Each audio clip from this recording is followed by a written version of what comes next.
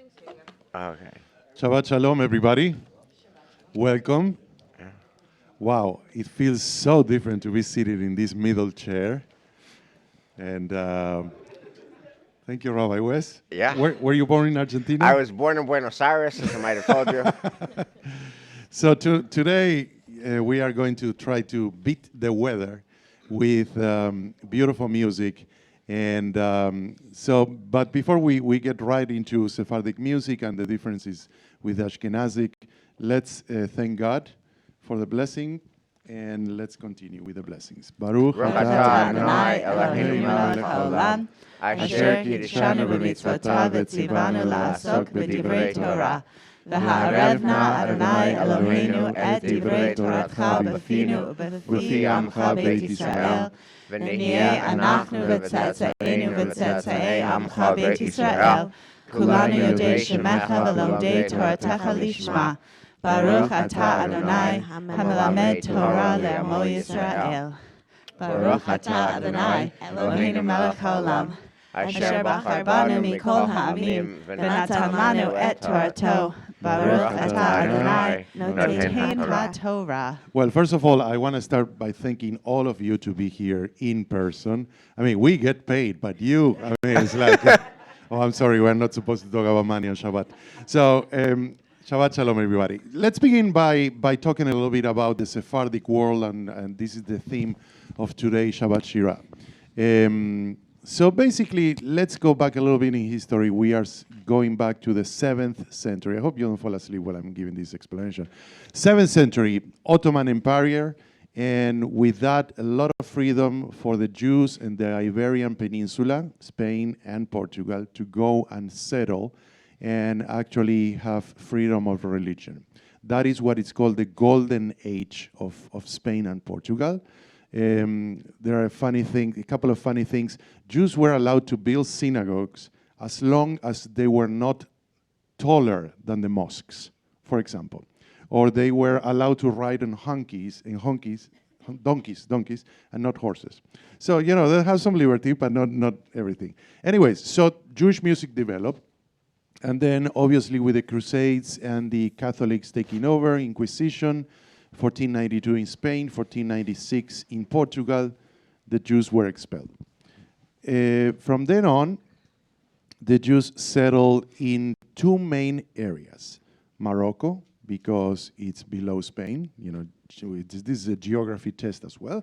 Morocco, and that is what is called the Western Sephardic tradition.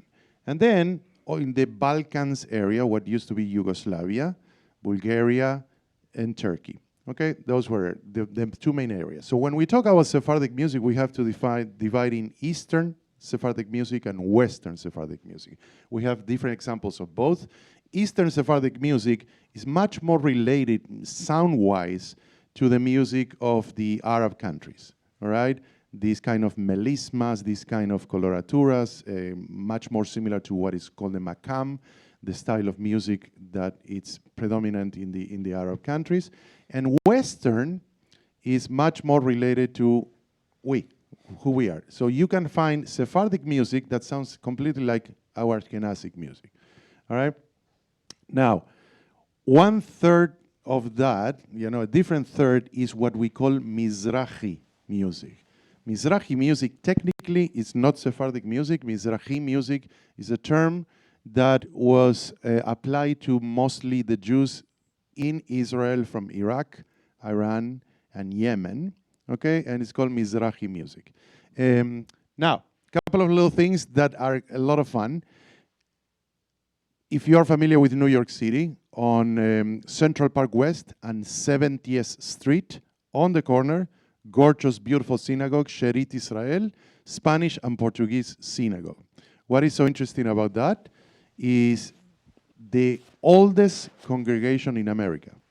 Oldest congregation in America, 1654. All right? You may say, oh, the one in Truro, 1658, by 4 years. And what is really fascinating is that for 170 years, from 1654, somebody good with the math, until 1820-something, that was the only congregation in New York City. is there something more Jewish than New York City? No. So can you imagine for 170 years only one synagogue? So a lot of the music we are going to be singing comes from that synagogue. It's called the Spanish and Portuguese. They have sister synagogues in Curacao, in the Caribbean, and in Amsterdam. The beautiful Esnoga synagogue is a sister synagogue of the Spanish and Portuguese. All right, so I think I said enough, right? Alisa, please take it over. Well, I was going to ask for a couple definitions before we move forward. Yes. Can you define makam and melisma, please, and coloratura? Ooh, interesting. Anyways, so there is a typical sound of the Middle Eastern music, all right, that uses what is called half tones, and the makam uses microtones. The singers who are really good at this can do it. I cannot do it. I don't know if you can do it. I can do it.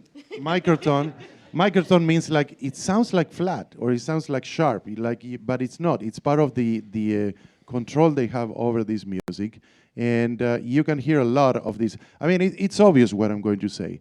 Imagine Jewish people living for 400 years or more in a country. You take all the culture of the place, not only culturally in terms of ideas, old culture, but also in music. So that is a reflection of it. So I really was just hoping you would do all of the Talmud class. So here we go.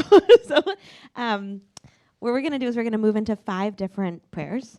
And each prayer, Elias is going to be kind enough to sing us an Ashkenazi version and a Sephardi version. And then we're going to move together as a conversation about how those versions make us feel. We're going to try to avoid musicology. We're going to try to avoid music theory. We're going to try to avoid any technical terms. If we can, if we don't, we'll define them. And challenge to our cantorial colleagues. Wonderful. So we have these handouts called Shabbat Shirah by Aliza Berger. I did try to take my name off. It was just the Safaria. Anyway, so one more thing before we get right into the singing, and rabbis, perhaps you can help me a little bit more here. We can say, we Ashkenazi Jews, the majority here in America, we can say Sephardic culture is so foreigner to us, and it's very different from us. They are Jews, but they are nothing to do with us. Sephardic tradition, it's present in our Sidurim, in everyday life. Take, for example, one very quick information about services. Central prayer of the services is the Amida. Then we have Shema, blessings before, blessings after, and the different Kadishim, Kaddish Alem or Kaddish Hatzi Kaddish divide the parts. That's the central thing. Now, services are also filled with piyutim. Piyutim, imagine Adon Olam, Igdal, Lecha Dodi, I don't know, Unetane Tokef, so many in the High Holies. The vast majority... I think just define piyutim for people who may not know what that means. Yeah, piyutim is medieval poetry, all right? And this is somebody who sits down and writes, all right? I want to write something. The vast majority of the piyutim were done by Sephardic Jews, okay?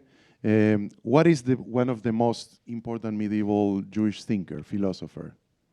Maimonides. Where did he live? In Cordoba, in Spain, or is the city in the south. So Shlomo Alkabetz, Shlomo Halevi, Isaac Luria, so many of them. The majority are the composers. So Sephardic is part of us. All right.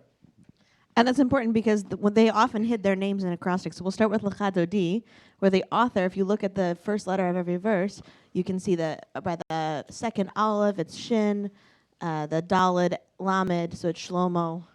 He puts his name in the verses itself. Will you sing for us a couple versions? Yes, several Lecha Dodi. So we've been singing at Shabbat Alive. We've been singing...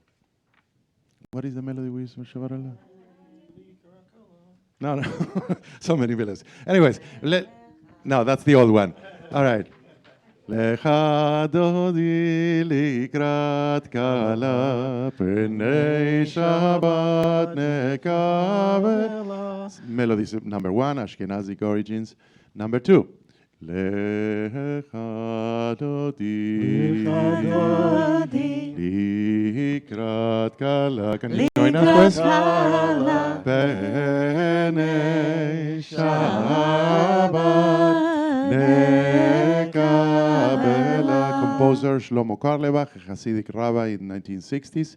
Now, today we are going to be hearing in services a melody of Lejadodi written by a Moroccan cantor, Aaron Ben Susan, and it goes like this. דודי לקראת כלה פני שבת נקבלה לך דודי לקראת כלה פני שבת נקבלה לך דודי לקראת כלה פני שבת נקבלה. So those are examples. So before you get there, I just noticed in your body, you started snapping your finger when you got into the Sephardic mill. You like moved your body. Can you talk about what it was like to sing those different versions? Well, let's ask Wes. What do you feel, Wes? So I'm not a musicologist, but in my just crude lay language, there's upbeat tunes and there's more downcast sullen tunes. And I'm much more drawn to the downcast and sullen tunes. Yeah, like that, like the really sad stuff. Like I mean, that's what I hear. I don't have. Wait. Lejadodi is mainly a piut that it's supposed to be happy, right? We are welcoming the Shabbat bride into our sanctuary. Yes. And hey, bride, why don't you come in? We are all so sad. No, we say, hey, the bride is here. Right. But like my favorite version of the Lechadodi, which just gets me every time, is a Leonard Cohen Hallelujah. When you do the last verse to Hallelujah. So I find that my emotional weather is always most drawn to the somber, darker hue, and the upbeat, chirpy thing doesn't work for me. It goes whoosh. It's so funny that you mentioned this, because for centuries, rabbis have been opposed of cantors taking melodies from the popular culture and bringing them to Judaism. That is exactly what we do with Leonard Cohen. Leonard Cohen wrote that melody for Hallelujah. Yeah. Nothing to do with synagogue, and we apply it to Boy Shalom. Right, but I guess you asked, Elisa, as one of the central questions, how does it make you feel? And so to me, these words are never about what the words say and never about what the literal translation of what the words mean. Like in my life, I've never actually reading the translation and what did this poet think. It's always how does it make me feel and how does this word sung this way capture and connect with my emotions and thoughts and feelings at the time. And so the chirpy, upbeat stuff just doesn't work for me, but the more brooding, pensive, reflective, sad, always I can connect with that. Yeah, so to me, my favorite part of Lechadodi is actually that we have, I don't know if we've developed a custom, you can tell me if this is either ancient or modern, that we actually don't do one melody. We, in most synagogues that I've been to, in the last 20 years for sure, the Chadodi is usually split up into at least 2 melodies, sometimes as we do here, 3 melodies. And there's sort of a progression to the music. There's a, when you think about the story of Lechadodi and Sfat, we were just, Wayne and I were just in Sfat with our members, and they show us the place on the mountain where you walk out and you would go and meet Shabbat, and there is kind of that somber, like, please come, Shabbat. The week has been hard. We're ready. We need you. We need the restoration. And then there comes a turning point where it splits and it shifts to that joy of, wow, Shabbat is now here. And I wonder how the Sephardic and the Ashkenazi traditions play into that. Is there a similar split in Sephardic melodies? Actually, not necessarily, because Sephardic, one of the customs, if you go and when you go, and probably you've done that, Sephardics, what they do different from us is that they follow the very ancient tradition of not having the printed books in medieval ages for the congregants. So the Hazan or the rabbi, whoever was leading the service, was supposed to say out loud every single word of the book. We do sometimes 2 lines, then we continue silently, and then, but the Sephardic say everything out loud. And not necessarily, I mean, we know that Sephardic don't use musical instruments. There is no such a thing as conservative reform or orthodox. It's only one tradition, and that is mostly associated in comparison with the Orthodox world, no musical instruments. So it's very different. Before we leave the Charadi, can you just, I think one way that this song connects with virtually anybody who ever goes to shul on a Friday night over the course of their life is at the very end welcoming in mourners, because at some point we are all 100% of us are all mourners. There's no exception to that rule. And if you go to shul, then after you get up from shiva, you're welcomed in. Hamakom yinachem etchem. So, which is the greeting that's offered at the graveside for the first time as you're leaving the grave. You just laid to rest your mother, your father, your loved one. You walk out. They say Hamakom yinachem etchem, and now it's Shabbos and it's happy, happy, happy Kabbalat Shabbat, and they say Hamakom yinachem etchem. So, can you talk about how that makes you feel and what you think the intent of welcoming in mourners using graveyard language is on Shabbos, where you got the bride and the groom and the Shabbos, et cetera, and now we're welcoming in mourners. Yeah, one thing I want to say, first of all, the person who sits in this chair is the only one who asks questions. So, with all due respect, Wes, I love you. I'm going to, answer the question, but anyways, watch out. You perhaps can talk more about the placement in the liturgy of the mourners, but to me, what I always try to create is that, yes, we go from the first page of Lecha Dodi with a slower, more melancholic melody to a more upbeat for Lote Boshi and all that stuff. But when we reach Boi Shalom, I'd like to switch and do a little bit of a change to a more somber melody, more beautiful, that could be more in tune with the mourners. I want to add one more thing, which is that we sort of glossed over there's a difference in terms of a Sephardic Lecha Dodi melody and the Ashkenazi melodies. In all of the Ashkenazi melodies that you sang for us, the speed of the music, the tempo of the music was constant throughout. There was one melody, that it just continues. When you got to the Sephardi melody, you did this beautiful sort of what you would call in the opera word like a recitative, where you introduced with this beautiful melody up above, and then you jumped in with a dun da da da, and that's a feature that some Sephardic music sometimes includes, where you have a contrasting opener and then a middle. And I think that there's a dynamic there. To me, it feels overly simplistic to say that Sephardic music is just upbeat or it's just peppy.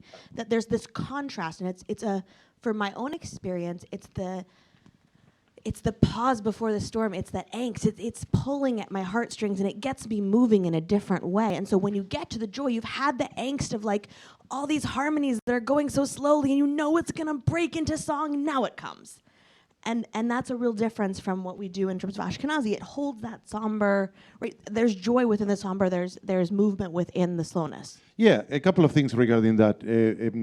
I think that both traditions have melodies that are much, like somber, melancholic, and more upbeat. For example, at the end of services today, if you last until there, we are going to hear Adon Olam that is from Abraham de Sola. Abraham de Sola was the great composer of the Amsterdam Synagogue. And the melody, it's very much like an Ashkenazic melody. It sounds like this. Adon Olam asher malach Beterem kol yetzir nibra. That's the difference that I was mentioning before between the Western Sephardic culture and the Eastern Sephardic culture. So, yes, both worlds hold, different styles.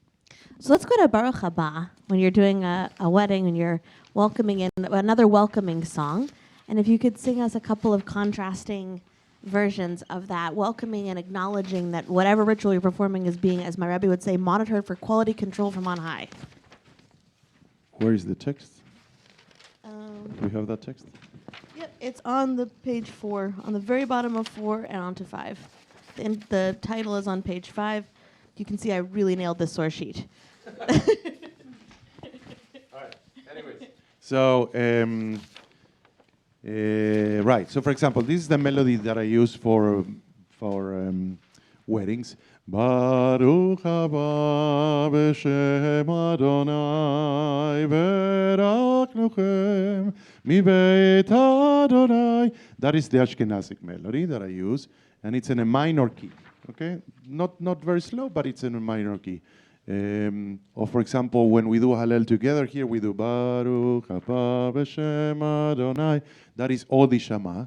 Okay, still in a minor key. Now, the Sephardic melody that I'm going to bring today, it's in a major key.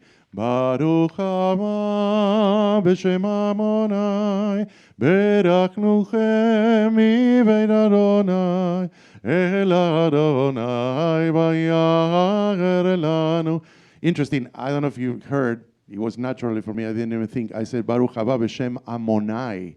Why did I say that? Many years in Argentina, I did weddings in a Sephardic congregation, and I was not supposed to say the word Adonai in rehearsals.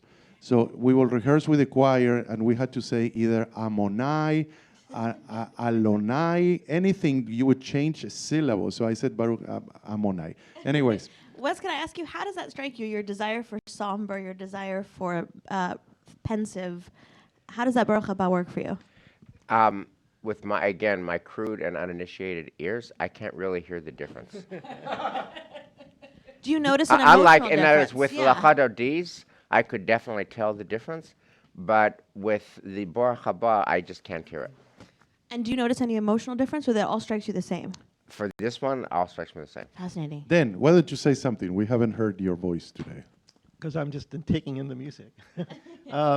Well, yeah, with the Baruch haba that you're just saying is just so much more. It's I think it's more inviting in a certain way, than the ones that are in the minor key. It has also because it's in a more major key, it actually feels more welcoming to the bride and groom, I think.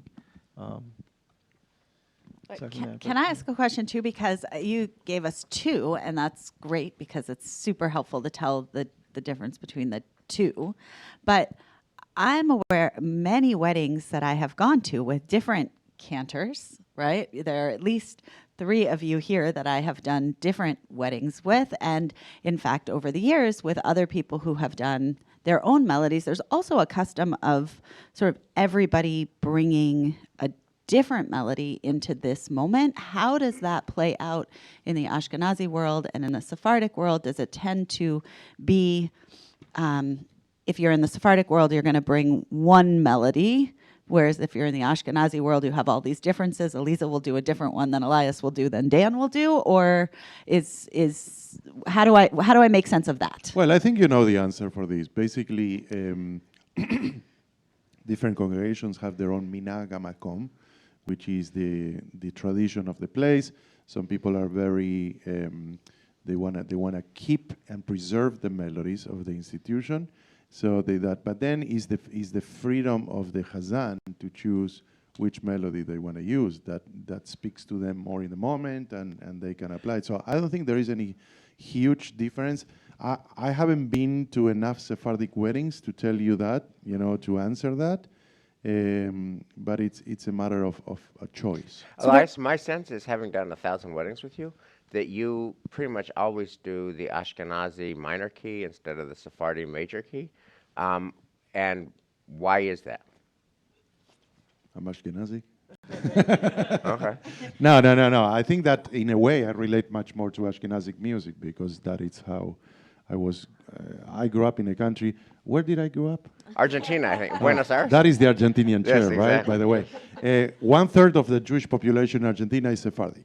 Okay, so my mother-in-law, for example, she's Moroccan, and I grew up with a high influence of Sephardic world, but my heart was always in the Ashkenazic world. Let's go to Ein Kelohenu. Source number 2. It's on the back of page 2, moving on to 3 again. The page numbers are very large on this source sheet, making it very easy to find every text that you need. Back of page 2, it says source 2. I'll just give you my source. Here you go. Just use my source.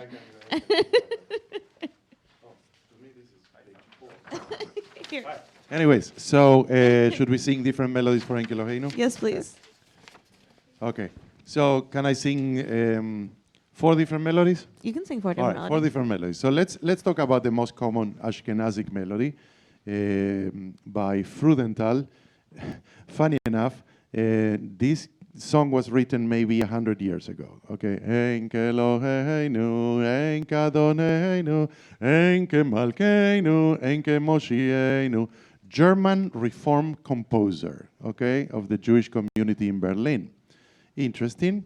And then I remember when I started here, you guys remember that I said, Do you guys know the Sephardic Enke Eloheinu with Ladino? Enke Eloheinu, Enke Adonenu, Enke Malkeinu, Enke Moshienu. And now the Ladino, non como nuestro Dios, non como nuestro Señor, non como nuestro Rey, non como nuestro Salvador. I remember vividly when I finished services, a very upset congregant comes and says, Cantor, I love what you do, but can we do the traditional Enke Eloheinu? I don't like this modern version of Enke Eloheinu. And I said, I didn't say that the first time, but the second time when he came, I said, let's talk about tradition. Tradition, this melody, Reform composer, 100 years old, Sephardic one, 500 years old. So which one is the traditional? I also have to tell you, we have to thank you for that, because when Temple Emmanuel members were in Israel and we came to the synagogue in Israel and they said to us, you know, we're going to teach you a melody. It's a very old melody and it's traditional to us and just follow along and it'll be okay. And they started singing that melody, the second one you just sang, and we just all jumped right in and sang along. Right. And one quick note about the language that I use called Ladino.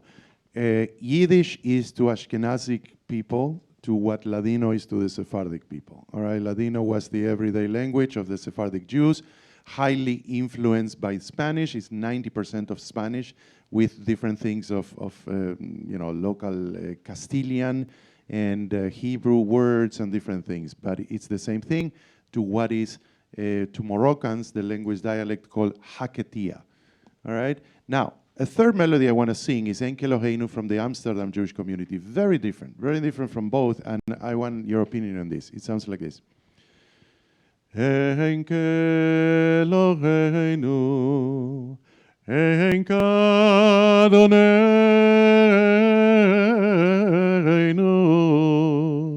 Enke Malkeinu, Enke Moshienu. Very different, right? Very different. It sounds like we're waiting a long time for Kiddush. I actually happen to love that because, in Kelohenu, it seems to be like a throw-off at the end of the service. But if you take a step back and think about what is this piyut all about, God's kingship, God's might, God's presence in our daily lives, that actually, I think, lends itself more to what the piyut is about. Okay, but I think exactly nobody is thinking about God's kingship when they sing Enke Eloheinu. That Enke Eloheinu is a perfect example, like Kol Nidre, of the difference between what the words say and how they are experienced by real Jews in shul settings. It's Enke Eloheinu. If you read it, it's this paean to God and this ode to God's sovereignty and uniqueness and power and incomparability. That just is not how our people think. It's not how I think. And so I think, but what it is it's a nice wrap up to the service. And to me, when I was listening to you, Elias, it made me think about the difference between the cantorial intent to get people to sing or the cantorial intent to get people to admire a song. And those are very different. Right. Like the first song, everybody knows, everybody can sing. So if you want the ethic of everybody sing, you go with number one. If, on the other hand, you want to teach or you want them to just savor, that's song number 3. All right, so a couple of things. Thank you, Wes, and thank you for not asking questions. What do you think? I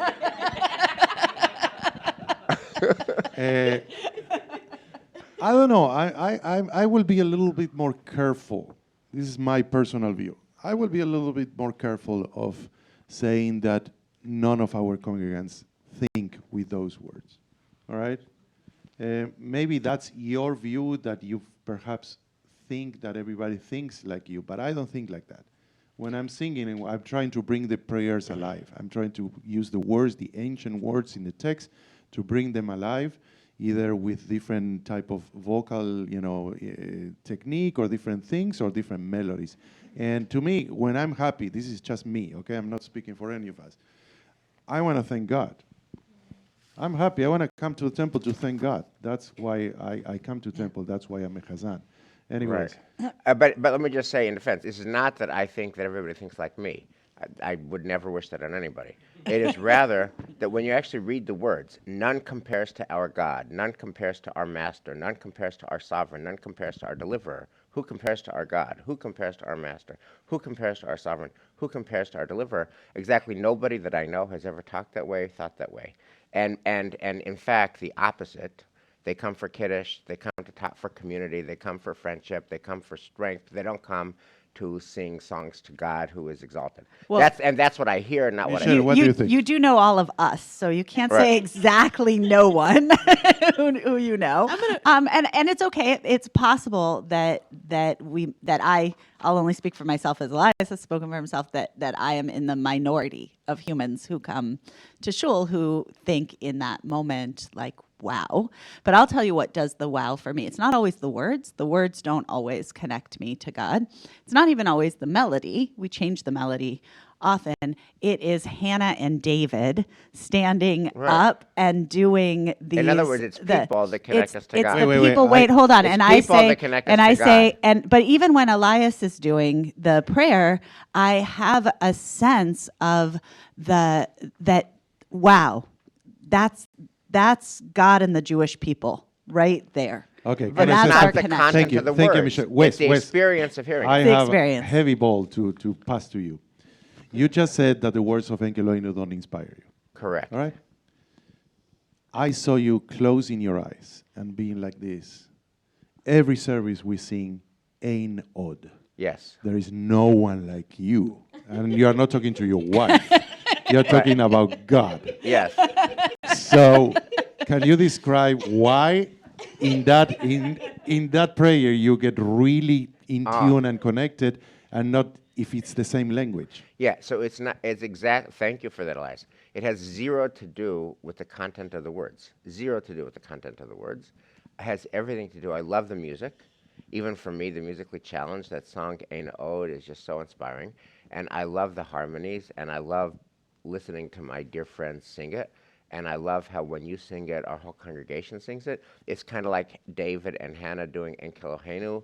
And it's the same move, which is words that are lifeless become filled with life when you guys sing them. But In other words, it's how the music makes you feel. Exactly. But I actually think that was really so important. If you guys remember when we had the prayer for our country led by Ed Gaskin, I had listened to the prayer for our country for 22 years up until that point, Right. and it had never come to life the way that it did. And I think that, Elias, to me, what's so striking about that third melody that you just sang was the cantor bringing that music alive through the melody in sort of an awe-inspiring way. Suddenly, these words that I do, "En Eloheinu, En Kadonenu," right? That's kind of my sense of them. When you sing the third melody, that third melody makes me think again, oh, wow, right? We're actually saying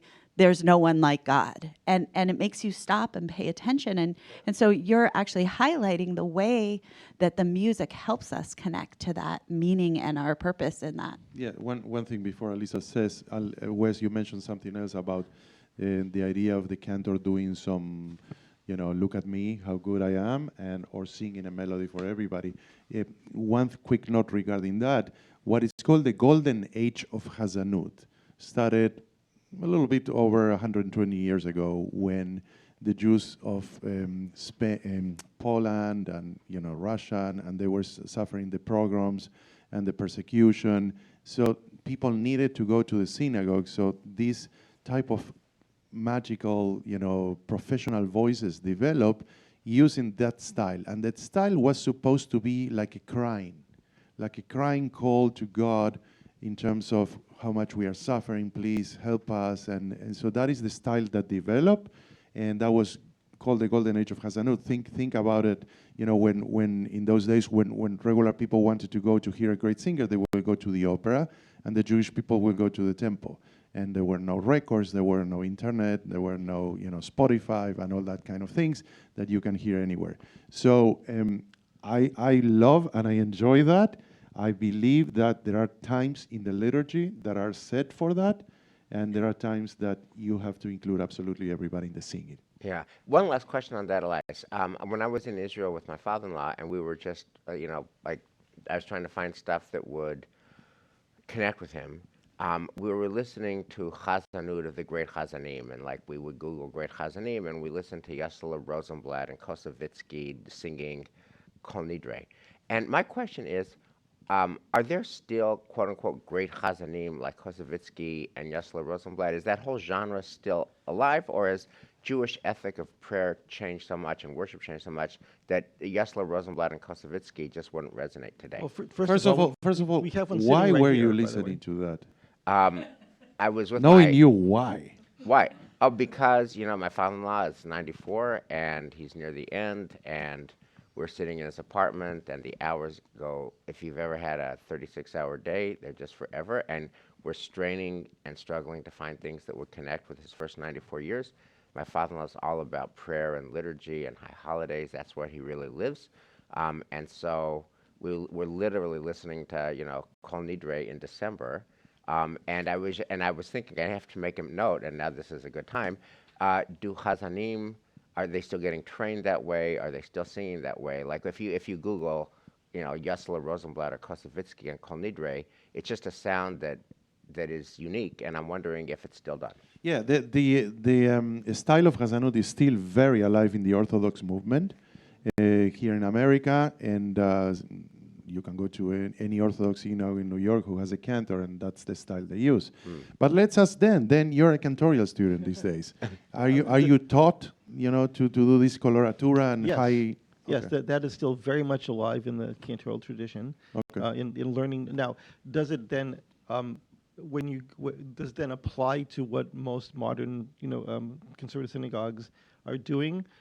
Barely, but I think that knowledge is important. Lisa, you had the same experience with some amazing teachers and some amazing nusach. Yeah.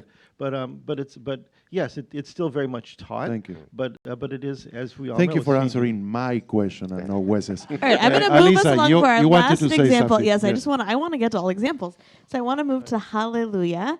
And as we're moving, I also just want to say that just because a melody is foreign to our ears doesn't mean it's not the Ein Keloheinu Michel that you were singing in a Sephardic community. So we also have to be really careful that when we hear Elias singing a melody, there is a possibility that you go to that synagogue and hear everybody singing that very pensive, very beautiful melody. But Hallelujah, which is on a page in your packet. Page 4. A page, Right. the A page or the B page. Hallelujah. So Yes. we have, for example, Debbie Friedman. Let's sing a little bit. Hallelujah. Hallelujah.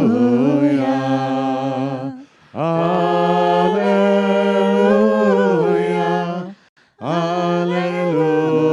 Hallelujah. All right. That is a beautiful setting by Debbie Friedman.